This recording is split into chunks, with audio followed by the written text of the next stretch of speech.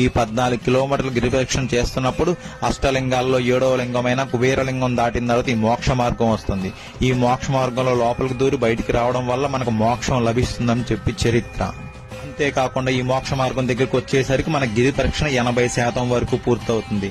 దానివల్ల మనం ఈ మోక్ష మార్గంలోకి వెళ్ళినప్పుడు ఈ మోక్ష మార్గంలో లోపల ఒక సిద్ధుడు ఏర్పరిచిన యంత్రాల వల్ల మనం బయటికి వచ్చినప్పుడు మన అలసట, కాళ్ళు నొప్పులు అన్నీ తగ్గిపోతాయని చెప్పి ప్రజల నమ్మకం. దీన్ని మోక్ష మార్గంతో పాటు ఇడుక్కు పిల్లయ్యారని పిలుస్తారు. మీరు గనక అరుణాచలం వచ్చినప్పుడు ఈ మోక్ష మార్గంలోకి వెళ్లడం మాత్రం మర్చి. ఈ 14 కిలోమీటర్ల గిరిప్రదక్షిణ చేస్తున్నప్పుడు అష్టలింగాల్లో 7వ లింగమైన కుబేరలింగం దాటిన తర్వాత ఈ మోక్ష మార్గం వస్తుంది. ఈ మోక్ష మార్గంలో లోపలికి దూరి బయటికి రావడం వల్ల మనకు మోక్షం లభిస్తుందని చెప్పి చరిత్ర. అంతేకాకుండా ఈ మోక్ష మార్గం దగ్గరికి వచ్చేసరికి మన గిరి ప్రదక్షిణ 80% వరకు పూర్తవుతుంది. దానివల్ల మనం ఈ మోక్ష మార్గంలోకి వెళ్ళినప్పుడు ఈ మోక్ష మార్గంలో లోపల ఒక సిద్ధుడు ఏర్పరిచిన యంత్రాల వల్ల మనం బయటికి వచ్చినప్పుడు మన అలసట, కాళ్ళు నొప్పులు అన్నీ తగ్గిపోతాయని చెప్పి ప్రజల నమ్మకం.